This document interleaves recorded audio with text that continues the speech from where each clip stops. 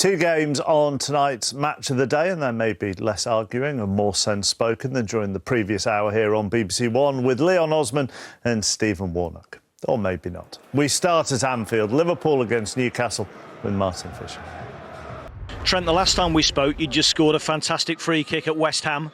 I think you've surpassed it with that one. What a strike. Caught it very sweet. And the result obviously went our way, so it's there's a lot more smiles now than that West Ham game. But it's, it was good to put the game to bed, and it was important to get the 3 points. I don't know if I'm more impressed with his goal than the tackle to deny Ryan Fraser. What did you make of that? Lucky. Unfortunately, we have to say that. We all know that we should not come in a situation like that. That Trent, in the end, coming from the wrong side of the player and makes a sliding tackle, which was absolutely fine tackle, to be honest, great tackle. I really love how the boys dig them in really deep and get a result out of this game, and a very deserved result, and that's why all good.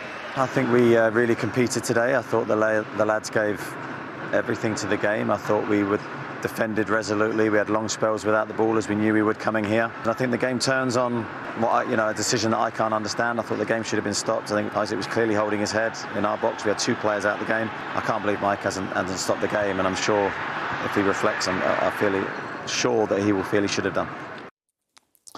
Liverpool were dominant and they played some really good stuff. But as Eddie Howe points out, Newcastle were 1-0 up when Mike Dean made that decision on Liverpool's goal. Are you surprised he didn't stop it? I am. I think when you see a player go down holding his head, the reaction straight away from the referee is to blow the whistle. I felt that when it happened, Mike Dean had more than one look at the incident. You see the challenge here, which is between... He clashes with his own player shirt. He clashes with Lascelles as well. You can see clearly players are waving at Mike Dean to say it's a head injury. You see Mike Dean has a look. That's his second look. He saw the incident and that's his second look. Yeah, and then he has another look again as it comes now. And you can clearly see that Isaac Hayden is holding his head. I'm surprised. I'm very surprised that he doesn't blow his whistle. Because that is the directive. Yeah, I mean, that's what you stop the game for a head injury. Understanding at the moment that if there's any suspicion of a head injury, I mean, Mike Dean's not to know what the player's actually down with, except that he's holding his head. There are two players down, but, if you have two players injured on the edge of a six-yard box, you'd expect to see it blown up and stopped. However, we've seen it with De Gea a couple of weeks back. Similar, but not quite the same situation. Maybe players have just got to get up and defend. But that is different, isn't it? Because an ankle injury, a foot injury, is different, or is seen to be different than a head injury. Yes, absolutely, and that's why we expected that one would have been stopped. But again, I'm saying, I think players are going to have to start defending their own six-yard box first, trying however they can to get up, because referees clearly are not giving those decisions and not stopping the game. OK, let's move on to Jurgen Klopp said it was lucky, the Trent Alexander-Arnold tackle on Ryan Fraser. What he meant by that was that because Trent Alexander-Arnold was the wrong side. Did he get the ball? I think he did. Eddie Howe said a 50-50 decision, could have gone either way. My gut decision was that it was a great tackle. Stephen actually thought there was a penalty kick. Yeah, I mean, our reactions were all different when we were watching the game. Myself and you chappers both said penalty. Leon said no penalty, great tackle. But that is how tough it is to make that decision on field straight away, and we're fortunate that we get the replay to see it. Because very quickly, you could argue Soufal, well, you couldn't argue, it was fact. Soufal got more of the ball the previous night and got a penalty given against him for West Ham against Arsenal. You sound a bit bitter about that. No, I'm not bitter about it. I'm just pointing out how ludicrous this can be at times. These decisions, the inconsistency is where the debate and the frustration will always come in. And I think ultimately what we want is consistency over these tackles. And I thought that was a very good one.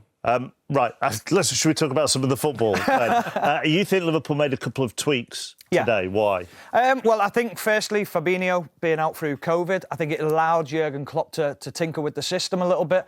He went with Thiago and Henderson as the holding midfielders. But for me, Alex Oxlade-Chamberlain was the key to the way that Liverpool played. I think when you look at his position on the field and where he is, He's playing slightly beyond Thiago and Henderson. It's Thiago on the ball now.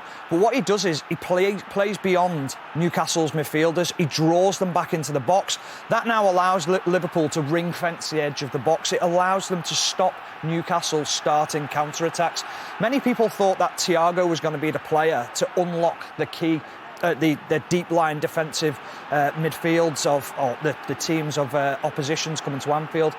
But the runs of Alex Oxlade-Chamberlain in behind those midfielders, draws defenders out into positions, then he runs back in.